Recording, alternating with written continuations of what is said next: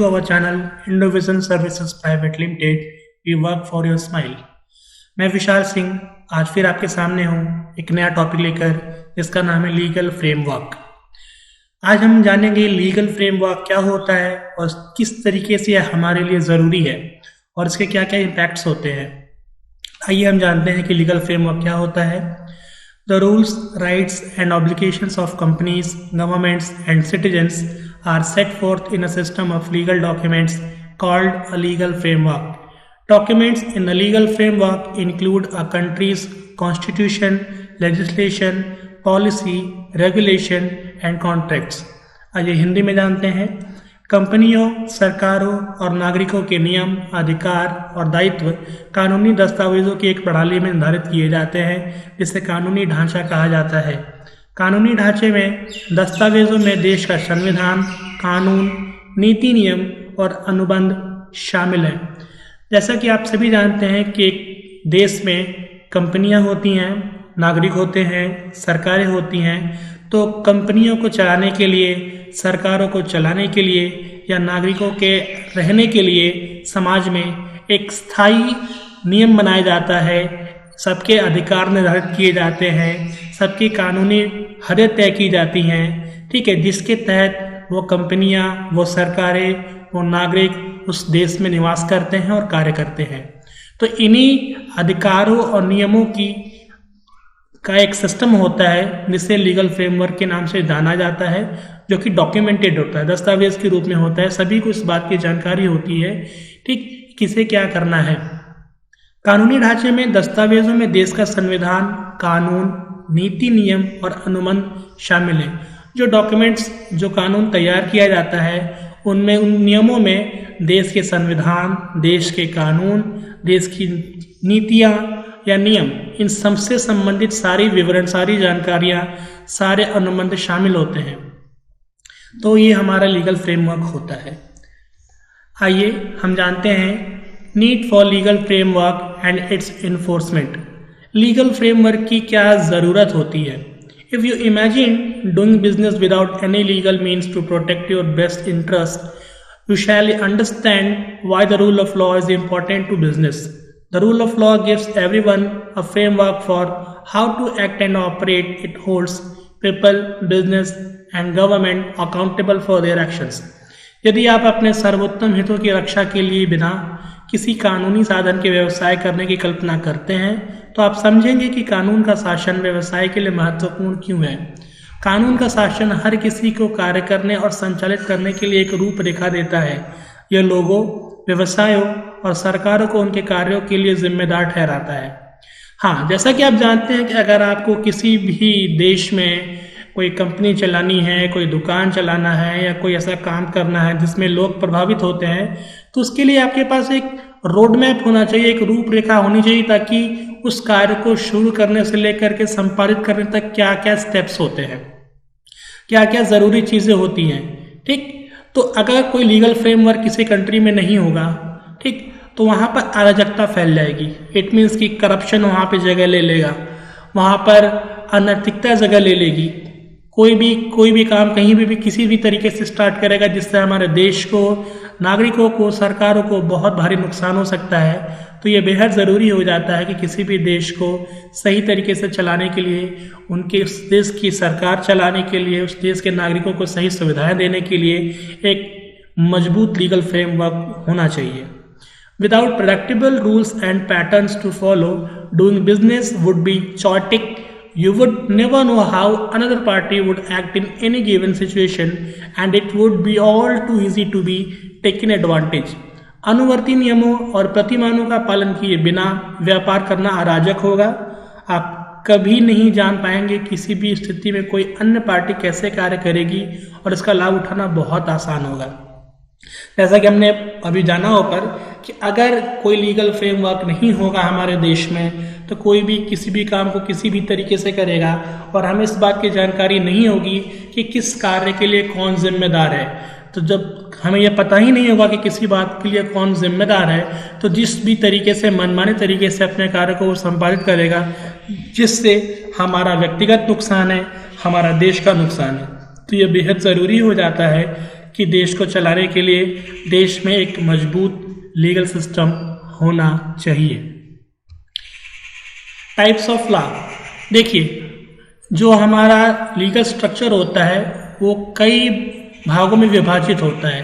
कुछ हमारे कानून नागरिकों के लिए होते हैं, कुछ कानून हमारे कंपनीज के लिए होते हैं, कुछ कानून हमारे सरकारों के लिए होते हैं। इस प्रकार से अलग अलग लीगल सिस्टम में अलग अलग कामों के लिए अलग अलग डिवाइडेशन किया गया है। तो आइए हम समझते हैं कि जो कानून होता है वो सामान्यतः कितने प्रकार का होता है। हम इसे अपने कंपनीज के रेफरेंस में देखेंगे। पहला है corporate law, lawyers who take care of a business legal boundaries. Corporate law, वे वकील जो व्यवसाय की कानूनी सीमाओं का ध्यान रखते हैं, उन्हें कॉर्पोरेट लॉ से संबंधित माना जाता है। मतलब व्यवसाय से संबंधित जो कानून निर्धारित किए गए हैं कि व्यवसाय को किस प्रकार से स्थापित करना है, व्यवसाय को किस प्रकार से संचालित करना है, व्यवसाय किस प्रकार से लोगों तक उनकी सुविधाओं को पहुंचाएगा, क्या उसकी लिमिट्स होनी चाहिए, क्या उसका प्रोसीजर होना चाहिए, इन सभी चीज़ों की कानूनी जानकारी आपको कॉर्पोरेट लॉ के अंदर मिलती है। दूसरा criminal law, lawyers ensuring every citizens to abide by the laws. आपराधिक कानून, वकील प्रत्येक नागरिक को कानूनों का पालन करना सुनिश्चित करते हैं। ठीक, क्रिमिनल लॉ मतलब आपराधिक कानून। अपराध का मतलब आपको पता है, चोरी करना, डकैती करना, रेप करना, मर्डर करना, ये हमारे आपराधिक कानून में आता है। तो आपराधिक कानून में ये निर्धारित किया जाता है कि अगर कोई व्यक्ति इस प्रकार के कृत्य को अंजाम देता है तो उसके लिए कौन से कानून बने हैं, कौन सी सजाएं बनी हैं, इस बात की पूरी जानकारी आपको क्रिमिनल लॉ के अंदर मिलती है। नेक्स्ट हमारा है energy law, lawyers to oversee the taxation of energy and approving license to industries. ऊर्जा कानून, ऊर्जा के कराधान की देखरेख और उद्योगों को लाइसेंस देने के लिए वकील। ऊर्जा कानून क्या होता है, जिसमें हम ये डिसाइड करते हैं कि अगर कोई कंपनी स्टार्ट हो रही है तो उसमें एनर्जी प्रोडक्शन किस तरीके से कर रही है वो, क्योंकि आज के समय में एक बहुत बड़ा मसला होता है कार्बन उत्सर्जन का। कार्बन उत्सर्जन से ग्लोबल वार्मिंग इफेक्ट होती है, तो ये बेहद ज़रूरी होता है कि अगर कोई कंपनी स्थापित होने जा रही है तो वो मनमाने तरीके से इतनी ज़्यादा एनर्जी या इतना ज़्यादा कार्बन प्रोड्यूस ना करे ताकि वो हमारे पर्यावरण को, हमारे देश को नुकसान करे। तो उसके लिए भी एक हमारा कानून बनाया गया है कि किस लिमिट तक, किस तरीके से, किस सिस्टम के अंतर्गत हम अपने कंपनियों को लाइसेंस देंगे ताकि वो कार्य को कर सके। International law, lawyers improving relations of one nation with other. अंतर्राष्ट्रीय कानून, एक राष्ट्र के दूसरे के साथ संबंधों को सुधारने वाले वकील। आप सभी को पता है कि हमारे विश्व में कई सारे देश हैं, हर देश के अपने अपने कानून होते हैं, लेकिन कई बार एक देश का कानून दूसरे देश के कानून को प्रभावित करता है। तो इसके लिए एक सामंजस्य तौर पर, एक सामाजिक तौर पर विश्व के स्तर का कानून बनाया जाता है जिसे इंटरनेशनल लॉ माना जाता है। तो जब कोई बहुत बड़ा मुद्दा होता है जो कि या दो देशों के बीच में होता है या दो से ज़्यादा देशों के बीच में होता है, तो उसका समाधान हम इंटरनेशनल लॉ की मदद से करने की कोशिश करते हैं। नेक्स्ट हमारा है फाउंडेशनल कॉन्सेप्ट ऑफ लॉ, आपके कानून के कुछ आधारभूत संकल्पनाएं। The law is a system of rules made by the state and enforceable by prosecution of litigation. कानून राज्य द्वारा बनाए गए नियमों की व्यवस्था है और मुकदमेबाजी के अभियोजन द्वारा लागू करने योग्य है। देखिए, कानून जो है वो राज्य के द्वारा बनाए गए नियमों की एक व्यवस्था है जिसमें हम क्या करते हैं, प्रोसिक्यूशन और के ऊपर मुकदमेबाजी मतलब कि केस चलाते हैं। ठीक, तो कानून के अंतर्गत ही क्या होता है कि जो भी आपका प्रोसिक्यूशन है, अभियोजन है, वो अपने केस को दाखिल कर सकता है और उस कानून व्यवस्था के अंतर्गत ही उसे न्याय मिलने की संभावना होती है। Rules, a statement of behavioural expectations, it tells people how they should और शुड नॉट बिहेव। नियम क्या होता है, व्यवहार संबंधी अपेक्षाओं का एक बयान यह लोगों को बताता है कि उन्हें कैसा व्यवहार करना चाहिए या नहीं करना चाहिए। जैसा कि हमने ऊपर पढ़ा कि कानून राज्य द्वारा बनाए गए नियमों की व्यवस्था है। तो नियम क्या होता है, नियम एक ऐसा डॉक्यूमेंटेड इंफॉर्मेशन होती है जिसमें हमें यह बताया जाता है कि नागरिकों को, सरकारों को और कंपनियों को या व्यवसाय करने वाले लोगों को किस प्रकार से व्यवहार करना चाहिए। इट मीन्स कि क्या करना है और क्या नहीं करना है। यदि जो निर्धारित है करना है, अगर वो करते हैं तो बहुत अच्छी बात है, उन्हें किसी प्रकार की कोई समस्या नहीं है। लेकिन यदि वो कानून से हट करके एक असंवैधानिक कार्य को अंजाम देते हैं तो उन पर कानूनी प्रक्रिया के अंतर्गत केस दाखिल होगा और उन पर कार्रवाई की जाएगी। Prosecution, legal proceedings brought by the state against a person accused of having committed a crime, also known as criminal action। अभियोजन क्या होता है? राज्य द्वारा एक व्यक्ति द्वारा अपराध किए जाने के आरोपी के खिलाफ कानूनी कार्रवाई, जिसे आपराधिक कार्रवाई के रूप में भी जाना जाता है।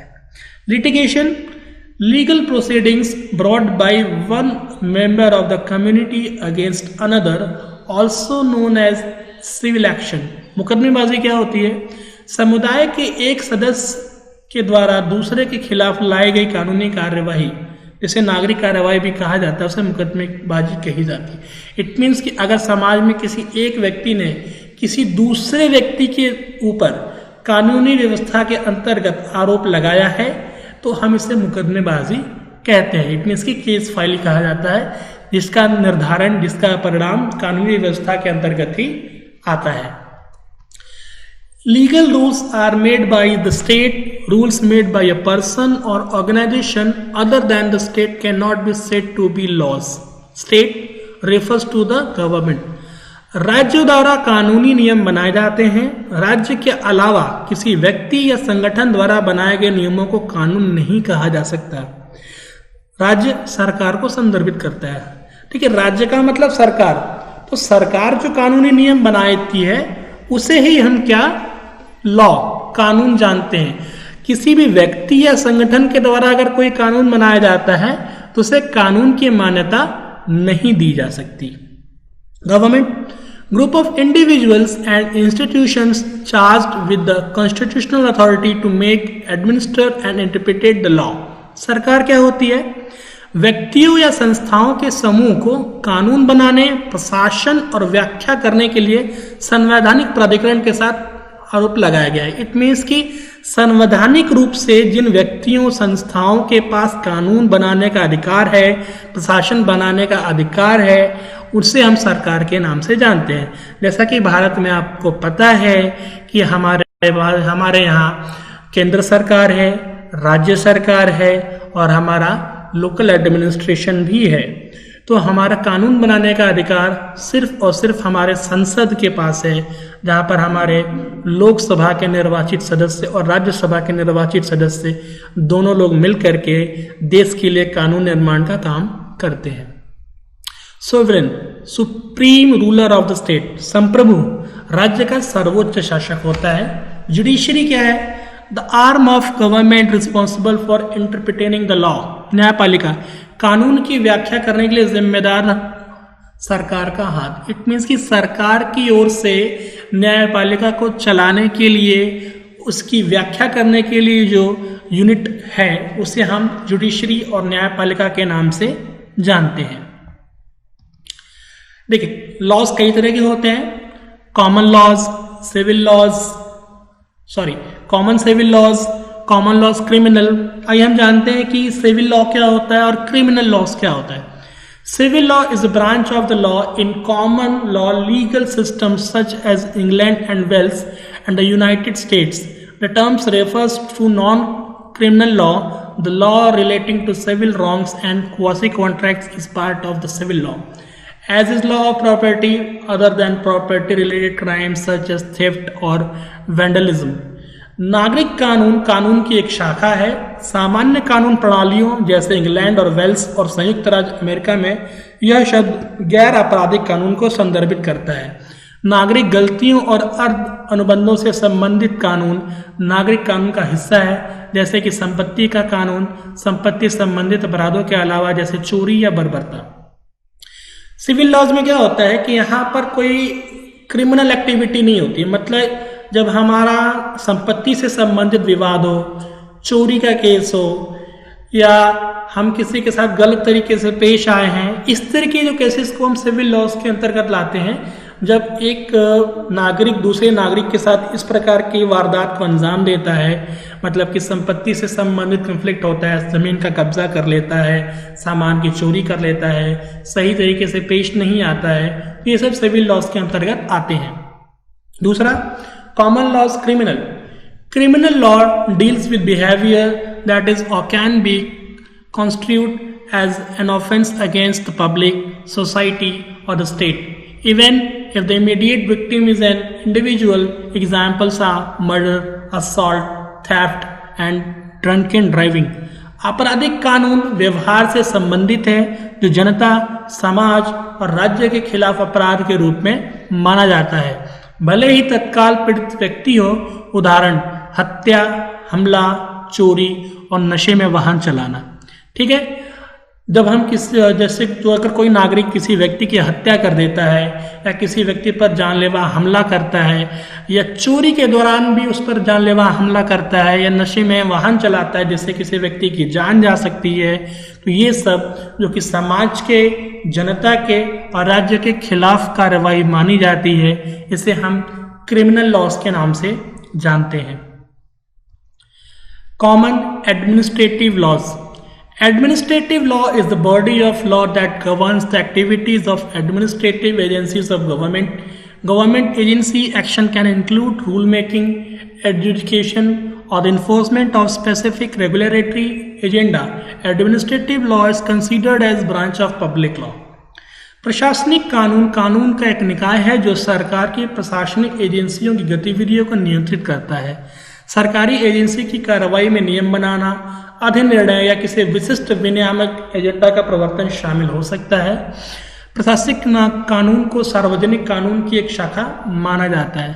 देखिए, कुछ ऐसे लॉज होते हैं जो प्रशासन के लिए निर्धारित किए जाते हैं, ठीक, कि प्रशासन को किस तरीके से चलाया जाना है, प्रशासन के किस प्रकार से कार्यों को संपादित करना है, तो उससे संबंधित नियमों को हम एडमिनिस्ट्रेटिव लॉज के अंतर्गत पढ़ते हैं। Administrative law deals with the decision making of such administrative units of government as tribunals, boards or commissions that are part of a national regulatory scheme in such areas as police law international. प्रशासनिक कानून tribunal, board या आयोगों के रूप में सरकार की ऐसी प्रशासनिक इकाइयों के निर्णय लेने से संबंधित है जो पुलिस कानून, अंतर्राष्ट्रीय जैसे क्षेत्रों में एक राष्ट्रीय नियामक योजना का हिस्सा है। जैसा कि आपको सबको पता होगा कि कुछ ऐसे केसेस होते हैं जिसके लिए अलग से बोर्ड, अलग से कमीशन से, अलग से ट्रिब्यूनल बनाए जाते हैं। तो इस प्रकार के जो लॉज इफेक्टिव होते हैं उन्हें हम एडमिनिस्ट्रेटिव लॉज के नाम से जानते हैं। आइए हम बढ़ते हैं इंटेलेक्चुअल प्रॉपर्टी लॉ, बौद्धिक संपदा कानून। Intellectual property is a category of property that includes intangible creations of the human intellect. There are many types of intellectual property and some countries recognize more than others. The most well-known types are copyrights, patents, trademarks and trade secrets. बौद्धिक संपदा संपत्ति की एक श्रेणी है जिसमें मानव बुद्धि की अमूर्त रचनाएं शामिल हैं। कई प्रकार की बौद्धिक संपदा है और कुछ दूसरे देशों की तुलना में अधिक पहचानते हैं। सबसे प्रसिद्ध प्रकार कॉपीराइट, पेटेंट, ट्रेडमार्क और व्यापार रहस्य है।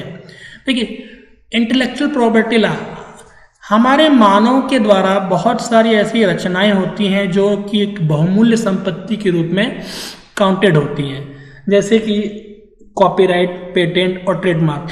तो जब इनसे संबंधित नियम और कानून बनाए जाते हैं तो उसे हम इंटेलेक्चुअल प्रॉपर्टी लॉ के नाम से जानते हैं।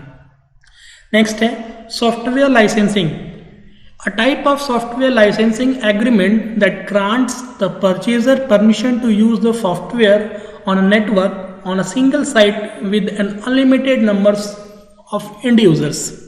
सॉफ्टवेयर लाइसेंसिंग समझौते का एक प्रकार है जो क्रेता को असीमित संख्या वाले अंतिम प्रयोक्ताओं के साथ नेटवर्क पर सॉफ्टवेयर के प्रयोग की अनुमति देता है। सॉफ्टवेयर लाइसेंसिंग का मतलब होता है एक तरीके से सॉफ्टवेयर चलाने की अनुमति देना। जब हम किसी को भी सॉफ्टवेयर बेचते हैं तो साथ ही साथ हम उसका सॉफ्टवेयर लाइसेंस भी उसे देते हैं कि वो आराम से इस सॉफ्टवेयर को किसी भी प्लेटफॉर्म पर, नेटवर्क पर ऑपरेट कर सकता है। ठीक, यदि कोई बिना खरीदे, बिना लाइसेंस प्राप्त किए गैर कानूनी तरीके से सॉफ्टवेयर का इस्तेमाल करता है तो ये भी हमारे आपराधिक कानून की श्रेणी में आता है। Examples of computer crimes, who prepares these crimes. Top 5 popular cyber crimes to effortlessly protect your computer and data against its impact. Phishing scams. Phishing is a practice of a cyber criminal or hacker attempting to obtain sensitive or personal information from a computer users. Identify threat scams, online harassment, cyber stalking, invasion of privacy. शीर्ष 5 लोकप्रिय cyber अपराध इसके प्रभाव के खिलाफ अनायास आपके computer data की सुरक्षा करते हैं। फिशिंग घोटाले। फिशिंग एक साइबर अपराधी या कंप्यूटर उपयोगकर्ता से संवेदनशील या व्यक्तिगत जानकारी प्राप्त करने का प्रयास करने का एक अभ्यास है। पहचान की चोरी, ऑनलाइन उत्पीड़न, साइबर की बातें और गोपनीयता के आक्रमण। देखिए कुछ क्राइम्स होते हैं कंप्यूटर से रिलेटेड, ठीक है। तो कंप्यूटर से रिलेटेड कुछ क्राइम क्या होते हैं कि फिशिंग एक क्राइम का एक प्रकार है, जिसमें क्या होता है, फिशिंग में इंटरनेट के माध्यम से हम किसी के कंप्यूटर की निजी जानकारी, व्यक्तिगत जानकारी को क्या करते हैं, हैक कर देते हैं, उसकी पहचान को चोरी कर लेते हैं, या उसके साथ ऑनलाइन हरासमेंट होता है। बहुत सारी वेबसाइट्स ऐसी होती हैं जहां पर आपके पास मेल्स आते हैं, उस मेल्स के थ्रू आप उससे लिंक होते हैं और ऐसी एक्टिविटीज़ आपके साथ की जाती हैं जिससे आप हरास होते हैं। फॉर एग्जांपल, अगर आप वेब कैम पे हैं और आप वेब कैम आपका अचानक से ऑन हो जाता है हैक होने की वजह से, तो आपकी जो पर्सनल एक्टिविटीज़ हैं वो सभी चीज़ें रिकॉर्ड हो जाती हैं, देन वो आपको हरास करते हैं। आपकी साइबर टॉकिंग्स, जो भी आप बात करते हैं, किसी से चैटिंग करते हैं, इसकी चोरी हो जाती है कि आप किससे क्या बात करते हैं। बहुत सारे इसमें सीक्रेट इन्फॉर्मेशन हो सकती है, गोपनीयता पर आपके आक्रमण हो सकता है। So these examples of computer crimes. आइए हम पढ़ते हैं आगे। IT amendment act 2008। The Information Technology Amendment 2008 Act has been debated since it was passed by the Indian Parliament in December 2008. About a month after the terrorist attacks in Mumbai, certain sections like Section 69, which provides authority to Indian government for interception, monitoring, decryption and blocking electronic data traffic, have come under major criticism. The Act has provided Indian government with the power of surveillance, monitoring and blocking data traffic. The new powers under the Amendment Act tend to give Indian government a texture and color of being a surveillance state, says Pawan Duggal, a cyber law consultant and advocate at the Supreme Court of India. सूचना प्रौद्योगिकी संशोधन 2008 अधिनियम पर बहस हुई क्योंकि यह भारतीय संसद द्वारा दिसंबर 2008 में मुंबई में आतंकवादी हमलों के लगभग 1 महीने के बाद पारित किया गया था। धारा 69 जैसे कुछ खंड जो अवरोधन, निगरानी, डिक्रिप्शन और अवरोधक इलेक्ट्रॉनिक डेटा ट्रैफिक के लिए भारत सरकार को अधिकार प्रदान करते हैं, बड़ी आलोचना के अधीन आ गए। साइबर कानून सलाहकार पवन दुग्गल कहते हैं, अधिनियम ने भारत सरकार को डेटा ट्रैफिक की निगरानी और अवरोधक डेटा ट्रैफिक प्रदान किया है। संशोधन अधिनियम के तहत नई शक्तियों भारत सरकार को एक निगरानी राज्य होने का रंग देती है और भारत के सर्वोच्च न्यायालय में वकालत करते हैं। देखिए, IT अमेंडमेंट एक्ट में सरकार ने कुछ ऐसे नियम बनाए कि हम वो चाहें तो किसी भी पर्टिकुलर इंडिविजुअल की डेटा ट्रैफिकिंग कर सकते हैं। इट मीन्स कि उनके ऑनलाइन चीज़ों पर निगरानी रख सकते हैं अगर वो संवेदनशील श्रेणी में आते हैं, क्योंकि आपको पता है आज के टाइम में साइबर क्राइम एक बहुत बड़ी चीज़ है। लोग इंटरनेट के माध्यम से अपने डिकोडेड मैसेजेस को एक ऑर्गेनाइजेशन से दूसरे ऑर्गेनाइजेशन को ट्रांसफर करते हैं। तो जब तक सरकार के पास इस बात का अधिकार नहीं होगा कि किसी संवेदनशील व्यक्ति जो कि आपके देश विरोधी कार्यों में संलिप्त पाया जाता है, उसके डेटा को हम ट्रैक कर सके, ट्रैफिक कर सके, उसे डिकोड कर सकें, तब तक उन्हें पहचान पाना, उन्हें गिरफ्तार कर पाना बेहद मुश्किल हो जाता है। तो IT अमेंडमेंट एक्ट में यही चीज़ें निर्धारित की गई कि सरकार के पास इस बात का अधिकार हो कि किसी भी संवेदनशील व्यक्ति के ऑनलाइन कृत्यों को वो रेगुलेट कर सके। Enforcement and penalties. देखिए, अगर आप साइबर क्राइम रिलेटेड कुछ केसेस में अगर आप पाए जाते हैं दोषी, तो आपको क्या जुर्माना आपके ऊपर हो सकता है, क्या सजाएं आपकी हो सकती हैं, इसके कुछ एग्जाम्पल्स हम आपको अभी पढ़ के सुनाएंगे। धारा 65, स्रोत दस्तावेज में हेरफेर। कोई भी व्यक्ति जानबूझकर टैंपर करता है, किसी भी कंप्यूटर स्रोत दस्तावेज को जानबूझकर छुपाता है या बदल देता है, तो वो 2 लाख रुपए के दंड के लिए जिम्मेदार होगा या 3 साल की कैद। धारा 66 में कहा गया है, कोई भी व्यक्ति जो किसी भी चोरी के कंप्यूटर संसाधन या संचार उपकरण को बेईमानी से या धोखे से प्राप्त करता है तो उसे 1 लाख रुपए का जुर्माना या 3 साल तक की सजा हो सकती है। धारा 66C में कहा गया है, कोई भी व्यक्ति जो बेईमानी या धोखे से इलेक्ट्रॉनिक हस्ताक्षर, पासवर्ड या किसी अन्य व्यक्ति की किसी अन्य विशिष्ट पहचान सुविधा को नियुक्त करता है, इट मीन्स कि किसी के पासवर्ड को, किसी की इलेक्ट्रॉनिक साइन को चोरी करके किसी और व्यक्ति को देता है जिससे उसका दुरुपयोग होता है, तो उसे 1 लाख रुपए का जुर्माना या 3 साल की सजा हो सकती है। ये कुछ एग्जाम्पल्स हैं आपके, इन्हें डिटेल में पढ़ने के लिए आप एक्ट को पढ़ सकते हैं। आइए हम पढ़ते हैं security measures and privacy protection, सुरक्षा उपाय और गोपनीयता सुरक्षा। Data security is in the form of digital privacy measures that are applied to avoid this unauthorized access to websites, networks and database. There are many ways of protecting or securing data which is important, and some of them include encryption, strong user authentication, backup solution and data eraser. Data सुरक्षा digital गोपनीयता उपायों के रूप में है जो वेबसाइटों, network और डेटाबेस तक इस अनधिकृत पहुंचने से बचने के लिए लागू होती है। डेटा को सुरक्षित रखने या सुरक्षित रखने के कई तरीके हैं जो महत्वपूर्ण हैं, और उनमें से कुछ में एन्क्रिप्शन, मजबूत उपयोगकर्ता प्रमाणीकरण, बैकअप समाधान और डेटा मिटना शामिल है। देखिए, प्राइवेसी प्रोटेक्शन को लेकर के कुछ सिक्योरिटी प्रोविजंस बनाए जाते हैं जिसमें कि इंक्रिप्शन, इट मीन्स कि पासवर्ड प्रोटेक्ट करना, मजबूत उपयोगकर्ता प्रमाणीकरण, इट मीन्स कि स्ट्रॉन्ग पासवर्ड मेकिंग ताकि कोई इसे अजम्प ना कर पाए, इसे अज्यूम ना कर पाए। बैकअप समाधान, अगर कोई डेटा आपके सिस्टम में है तो उसका बैकअप आपका क्रिएट हो जाता है कि अगर कोई नुकसान आपकी सिस्टम को होता है तो आपके डेटा का कोई नुकसान ना हो, या डेटा मिटना शामिल है। इट मीन्स कि अगर कुछ शॉर्ट टाइम डेटाज होते हैं जिनका उपयोग के बाद ऑटोमेटिकली क्या हो जाए, इरेज हो जाए। तो ये कुछ सिक्योरिटी प्रोविजंस हैं जिससे आपकी प्राइवेसी को ज़्यादा सुरक्षा मिलती है। Digital signature legal ecosystem. Digital signature or standard electronic signature is actually a coded, encrypted, legally binding digital footprint. The digital signature is made of unique encoded message, one for each signee, that join together to make a complete legally binding standard electronically signed document. देखिए, आज के समय digital signature का है, आपके documents बहुत सबसे ज़्यादा आपको ऑनलाइन मिलेंगे, तो ऑनलाइन डॉक्यूमेंट्स का प्रमाणीकरण करने के लिए उस पर डिजिटल सिग्नेचर किया जाता है ताकि वो उसकी वैधता को साबित कर सके। तो आइए जानते हैं ये होता क्या है। डिजिटल हस्ताक्षर या मानक इलेक्ट्रॉनिक हस्ताक्षर वास्तव में एक कोडेड, इनक्रिप्टेड, कानूनी रूप से बाध्यकारी डिजिटल पदचिह्न है। डिजिटल हस्ताक्षर अद्वितीय एन्कोडेड संदेशों से बना होता है। प्रत्येक हस्ताक्षरकर्ता के लिए एक पूर्ण कानूनी रूप से बाध्यकारी मानक इलेक्ट्रॉनिक रूप से हस्ताक्षरित दस्तावेज बनाने के लिए एक साथ जुड़ता है। ये स्पेशल कोड होता है जो अद्वितीय होता है, इट मीन्स कि यूनिक होता है, ऐसा कुछ चीज दूसरे के पास नहीं हो सकता। तो इन कोड का इस्तेमाल हम डिजिटल सिग्नेचर के रूप में अलग अलग डॉक्यूमेंट्स के प्रमाणीकरण के लिए करते हैं। आप जानते हैं आज के टाइम में आपके बहुत सारे डॉक्यूमेंट्स हैं जो आपको ऑनलाइन ही प्रोवाइड करा दिए जाते हैं। तो ऑनलाइन प्रोवाइड कराने के साथ साथ उसकी वैधता को स्वीकार करने के लिए उस पर्टिकुलर अधिकारी जिसके द्वारा वो सत्यापित होना है, वो अपने डिजिटल सिग्नेचर्स के माध्यम से इन डॉक्यूमेंट्स को क्या करता है, वैलिड करता है।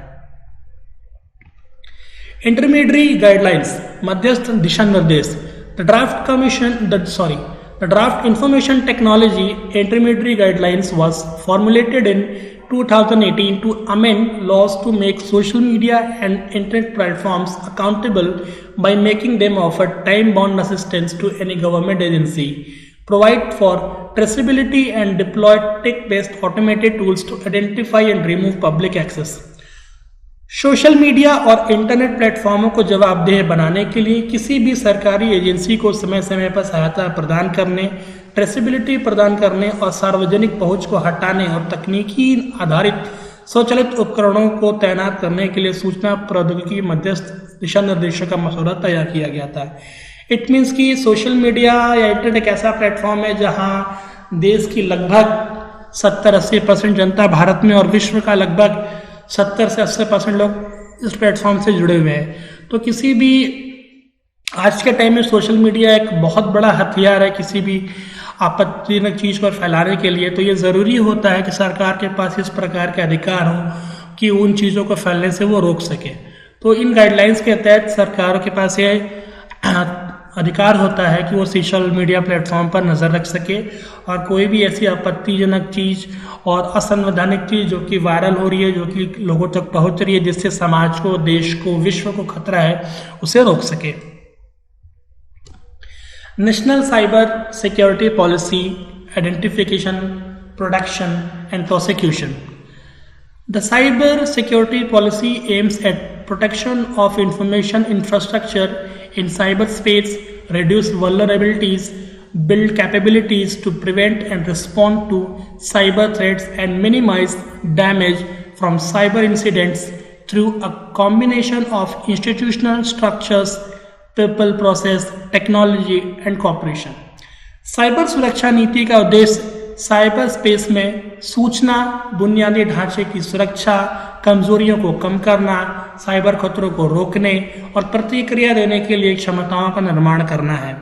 संस्थागत संरचनाओं, लोगों, प्रक्रिया, प्रौद्योगिकी और सहयोग के संयोजन से माध्यम से साइबर घटनाओं से नुकसान को कम करना है।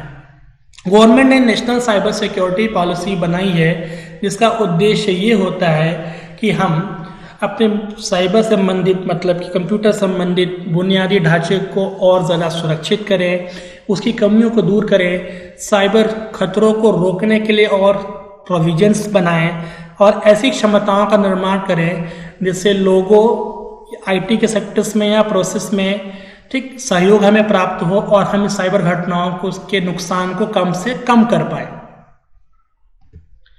Computer crime and it's barriers. Cyber crime includes common cyber attack pattern like social engineering, software vulnerabilities, exploits, and network attacks, but it also includes criminal acts like activist protest, harassment and extortion, money laundering, and more. Cyber crime targets both individual and companies. Cyber अपराध में social engineering, software भेदता कारनामे और network हमले जैसी आम cyber हमले pattern शामिल है, लेकिन इसमें हैकिस्ट विरोध प्रदर्शन, उत्पीड़न और जबरन वसूली, मनी लॉन्ड्रिंग जैसे आपराधिक कृत्य भी शामिल है। साइबर अपराध दोनों व्यक्तियों और कंपनियों को लक्षित करता है। जैसे आज के समय आपको पता है कि आजकल पैसे का लेन देन भी ऑनलाइन होता है, ठीक, मैसेज भी ऑनलाइन ही फॉरवर्ड होते हैं। तो बहुत सारे कंप्यूटर रिलेटेड साइबर क्राइम्स निकल के आते हैं जिसमें जबरन वसूली, money laundering, harassment, social engineering, software को नुकसान पहुंचाने जैसे संबंधित अपराध शामिल होते हैं। और इन सभी हमको कम करने के लिए हमें कुछ उपाय करने की जरूरत होती है। It tries the rapidly growing criminal activities, phishing, farming, malware distribution, hacking of corporate database, espionage, extortion and attacks on critical infrastructure are on the rise। चूंकि यह तेजी से बढ़ रहा है, आपराधिक गतिविधियां जिसमें फिशिंग, फॉर्मिंग, मैलवेयर वितरण, कारपोरेट डेटाबेस की हैकिंग करना, जासूसी करना, जबरन वसूली करना, ऐसे महत्वपूर्ण बुनियादी ढांचों पर हमले बढ़ रहे हैं। Countries working together, security principle for international use. देखिए, the global governance working paper is a new feature of the council of councils and initiative of the council on foreign relations targeting critical global problems where new creative thinking is needed. The working papers identify new principles, rules, or institutional arrangements that can improve international cooperation in addressing long-standing or emerging global problems. यह global governance working paper council की एक नई विशेषता है जो विदेश संबंधों पर परिषद की एक पहल, महत्वपूर्ण वैश्विक समस्याओं को लक्षित करना जहां नई रचनात्मक सोच की आवश्यकता होती है, कामकाजी कागजात नए सिद्धांतों, नियमों या संस्थागत व्यवस्था की पहचान करते हैं जो लंबे समय से चली आ रही उभरती वैश्विक समस्याओं के समाधान में अंतर्राष्ट्रीय सहयोग में सुधार कर सकते हैं। देखिए, जब साइबर क्राइम इंटरनेट के कंप्यूटर्स के माध्यम से होता है और इंटरनेट पूरे विश्व में फैला है, तो कहीं ना कहीं ये विश्व को जोड़ता है और पूरे विश्व को ये संवेदनशील बनाता है कि इस मुद्दे पर विचार किया जाए कि किस प्रकार से एक देश दूसरे देश की सहायता करे, किस प्रकार से नई नीतियों का निर्माण करे ताकि इस प्रकार के साइबर हमलों को कम किया जा सके। Determining if a crime has indeed been committed. Crime detection falls into three distinguishable phases: the discovery that a crime has been committed, the identification of a suspect, and the collection of sufficient evidence to indict the suspect before a court. Many crimes are discovered and reported by persons other than police, victims or witness. अपराध का पता लगाना 3 अलग अलग चरणों में पड़ता है। वह खोज जो एक अपराध किया गया है, दूसरा एक संदिग्ध की पहचान करना, तीसरा एक अदालत के समक्ष संदिग्ध को बाहर निकालने के लिए पर्याप्त सबूतों का संग्रह करना और कई अपराधों की खोज करना और रिपोर्ट में पुलिस, गवाह या पीड़ित उनके द्वारा स्टेटमेंट्स को कोट करना। कि जब कोई क्राइम होता है तो सबसे पहले क्या होता है कि क्या अपराध किया गया उसकी खोज की जाती है। उस अपराध को करने के लिए कौन सस्पेक्ट है, कौन संदिग्ध व्यक्ति है, उसे पहचाना जाता है। उन संदिग्ध को दोषी साबित करने के लिए ठीक उसके अगेंस्ट जो भी प्रूफ है, जो भी सबूत है, उसका संग्रह किया जाता है और इन सभी प्रक्रियाओं में पुलिस, पीड़ित या गवाह सभी के बयान दर्ज किए जाते हैं।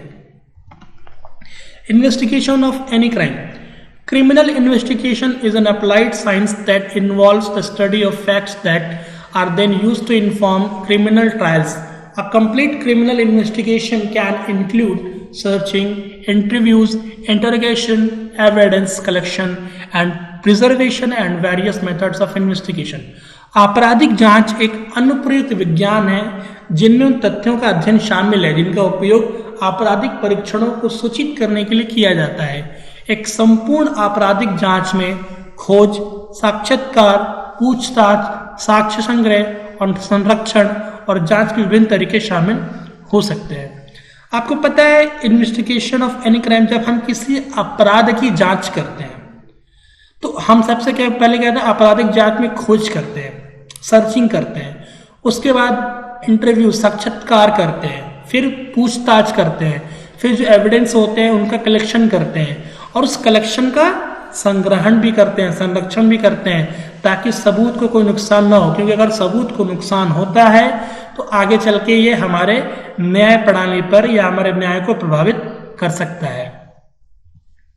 Roles of evidence in trial. Evidence can be described as a material placed before a court for the purpose of assisting a judge to reach a decision in the matter. A judge's decision is limited to the evidence placed before them. Therefore, it is important that a party provides as much relevant evidence as possible to support their case. साक्ष्य को एक न्यायाधीश द्वारा मामले में किसी निर्णय पर पहुंचने में सहायता करने के उद्देश्य से न्यायालय के समक्ष रखी गई सामग्री के रूप में वर्णित किया जा सकता है। न्यायाधीश का निर्णय उनके सामने रखे गए साक्ष्यों तक ही सीमित है, इसलिए यह महत्वपूर्ण है कि एक पक्ष अपने मामले का समर्थन करने के लिए यथासंभव प्रासंगिक सबूत प्रदान करे। देखिए, कोर्ट जो होती है या जो हमारे न्यायाधीश होते हैं, जो जज होते हैं, वो सबूतों के आधार पर, कानूनी प्रक्रियाओं के आधार पर न्याय के परिणाम तक पहुंचते हैं। तो ये बेहद जरूरी होता है कि अगर कोई भी पक्ष जिसे न्याय चाहिए तो वो ज्यादा से ज्यादा रिलेवेंट, संबंधित सबूत का संग्रहण करे और उसे न्यायालय के समक्ष पेश करे ताकि उसे न्याय प्राप्त हो सके।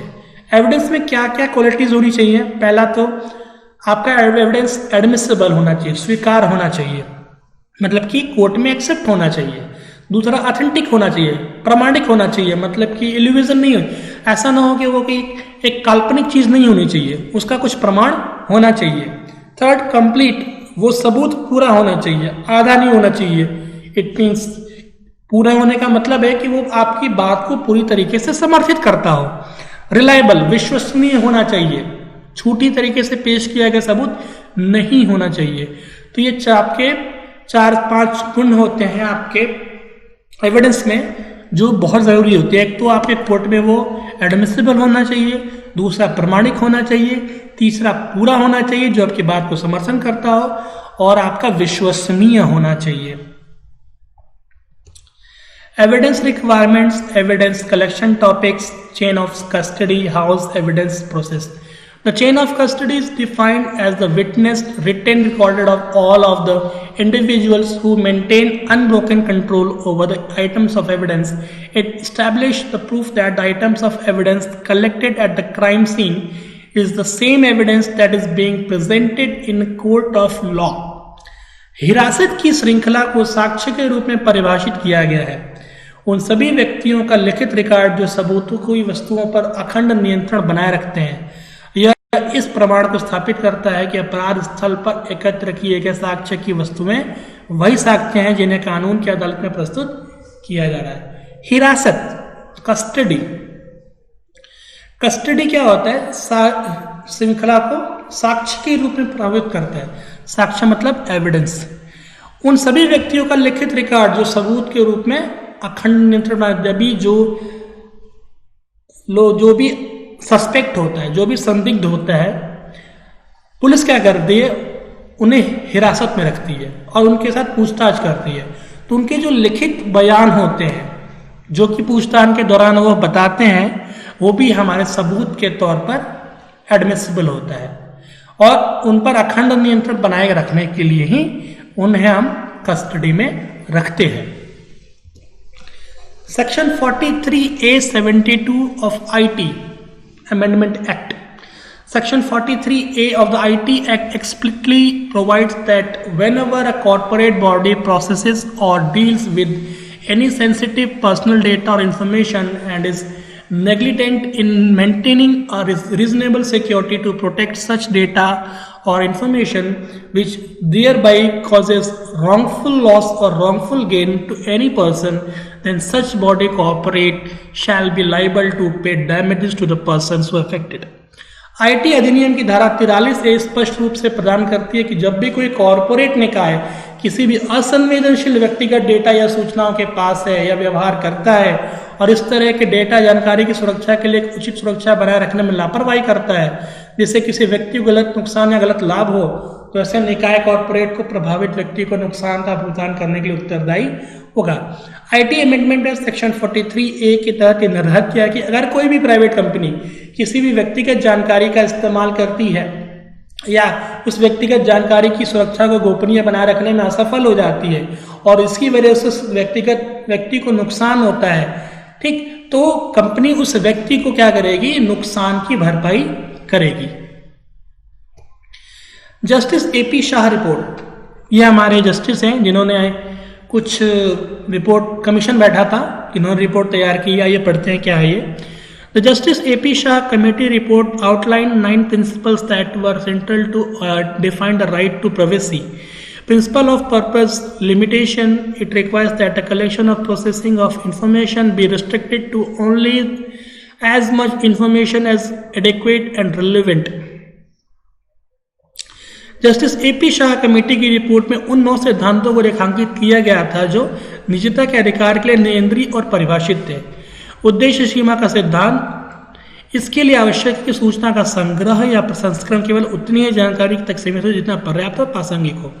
देखिए, निजता का अधिकार मतलब कि प्राइवेसी का अधिकार, हर व्यक्ति की अपनी एक निजता होती है, अपनी एक प्राइवेसी होती है, जो किसी के द्वारा अगर उसमें व्यवधान उत्पन्न किया जाता है तो ये एक अपराध की श्रेणी में आता है। लेकिन अगर उसकी वजह से देश हित में कोई चीजें हों या समाज के हित में कोई चीजें हों, तो जस्टिस AP शाह कहते हैं कि उस जानकारी में सिर्फ उतनी ही जानकारी संग्रहित की जाए या प्रोसेस की जाए जो कि उससे रिलेटेड है। बाकी जानकारियों को, बाकी प्राइवेसी को प्रोटेक्ट करना चाहिए। आइए कुछ इंटरनेशनल लॉज के बारे में जानते हैं। European union principal on privacy, 1980 में OECD ने 8 सिद्धांतों के रूप में व्यक्तिगत डेटा की सुरक्षा के लिए सिफारिशें जारी की। ये गैर बाध्यकारी थे और 1995 में यूरोपीय संघ EU ने डेटा संरक्षण निर्देश के रूप में व्यक्तिगत डेटा गोपनीयता की रक्षा के लिए शासन का एक और अधिक बाध्यकारी रूप लागू किया।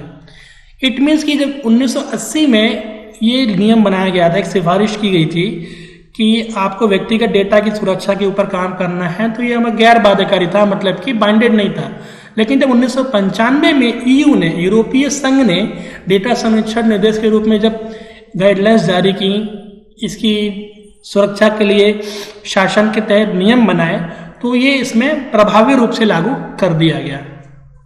यूएस लॉ ऑन प्राइवेसी, संघीय स्तर पर संघीय व्यापार उद्योग अधिनियम 15 US code section 41 it is मोटे तौर पर अनुचित या भ्रामक प्रथाओं के खिलाफ उपभोक्ताओं की रक्षा करने और संघीय गोपनीयता और डेटा संरक्षण को लागू करने के लिए प्रवर्तन कार्रवाई लाने के लिए मोटे तौर पर अमेरिकी संघीय व्यापार आयोग को सशक्त बनाने जैसे नियम है। Ethics, internet architecture board, internet architecture board internet engineering एक टास्क फोर्स IETF की एक समिति और इंटरनेट सोसाइटी ISOC की एक सलाहकार संस्था है। इसके लिए जिम्मेदार है, IAB के लिए जिम्मेदार है इंटरनेट प्रोटोकॉल प्रक्रियाओं का वास्तु निरीक्षण प्रदान करना। इंटरनेट आर्किटेक्चर बोर्ड का काम है इंटरनेट प्रोटोकॉल्स और उनकी प्रक्रियाओं का तो वास्तु निरीक्षण है। इट मीन्स की प्रोसेसिंग जो पाथ है उस पर निगरानी करने के लिए बनाया गया है। Generally accepted information security principle GASP, generally accepted information security principle GAPS, computer security is ultimately the responsibility of upper management. GASP will draw upon established information security guidance and standards to create comprehensive objective guidelines for IS professionals, organizations, governments and users. आमतौर पर स्वीकृत सूचना सुरक्षा सिद्धांत GASP computer सुरक्षा अंततः ऊपरी प्रबंधन की जिम्मेदारी है। GASP IS पेशेवरों, संगठनों और सरकारों और उपयोगकर्ताओं के लिए व्यापक उद्देश्य मार्गदर्शन बनाने के लिए स्थापित सूचना सुरक्षा मार्गदर्शन और मानकों पर आकर्षित करेगा। GASP क्या होता है? GASP में एक सामान्य जानकारी होती है जिसमें बताया जाता है कि किसी भी पेशेवरों, संगठनों और सरकारों उपयोगकर्ताओं के लिए एक व्यापक तरीके से मार्गदर्शन के लिए एक सुरक्षा सूचना मार्गदर्शन मानक नियम बनाने पर उनका ध्यान केंद्रित करेगा। Thank you for watching this video. I hope आप सभी को वीडियो बहुत पसंद आई होगी। Thank you so much.